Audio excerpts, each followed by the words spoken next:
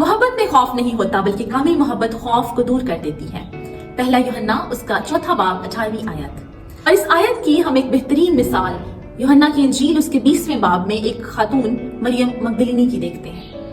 ये वही मरियम है जिसमें से यीशु मसीह ने 7 बदरूहों को निकाला था।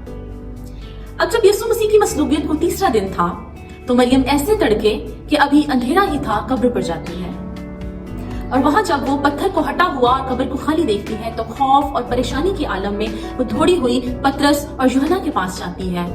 वो उसके साथ कब्र पर आते हैं।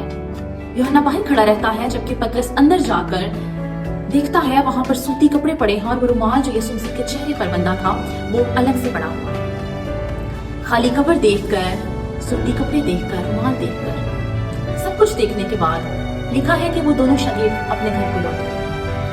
लेकिन इस औरत मरियम को देखिए कि पहले तो वो कब्र के बाहर खड़े होकर रोती रही और उसके बाद रोते रोते उसने झुक कर कब्र के अंदर नजर की और वहां क्या देखती है कि 2 फरिश्ते बैठे हैं और वो फरिश्ते उससे सवाल पूछते हैं कि आई औरत तो क्यों रोती है। हम देखते हैं कि मरियम ने उनसे कोई सवाल नहीं पूछा कि आप कब्र के अंदर कैसे आए, कब आए, क्या कर रहे हैं। उसे सिर्फ ये फिक्र है कि उसके खुदावंद को कहाँ रखा है और उनसे कहती है कि मेरे खुदावंद को उठा ले गए और मुझे मालूम नहीं कि उसे कहाँ रखा है।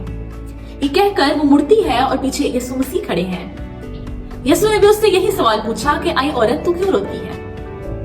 आंखों में आंसू भरे हैं, यीशु को नहीं पहचाना। बागबान समझकर कहती है कि अगर तूने उसे यहाँ से उठाया है तो मुझे बता दे कि उसे कहाँ रखा है ताकि मैं उसे ले जाऊं। हम यहाँ मरियम की बेखौफ मोहब्बत को देखते हैं। अर्ली मॉर्निंग टाइम है, अकेली औरत कब्र के पास। इतनी सुबह है कि अभी ठीक से रोशनी भी नहीं हुई।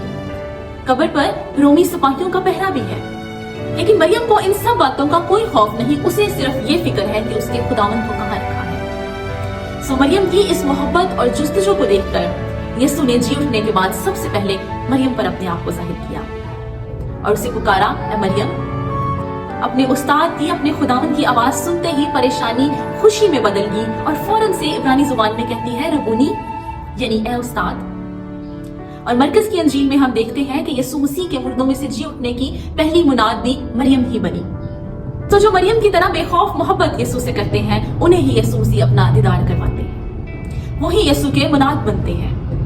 सो मेरे अजीजों, अगर आपके अंदर भी यीशु से मुलाकात की ख्वाहिश है, यीशु का दीदार चाहते हैं, मुर्दों में से जी उठे जिंदा मसीह की मुनादी करना चाहते हैं, तो मरियम की तरह यीशु से बेखौफ मोहब्बत कर लीजिए। क्योंकि कोई खौफ करने वाला मोहब्बत में कामिल नहीं हुआ बल्कि कामिल मोहब्बत खौफ को दूर कर देती है।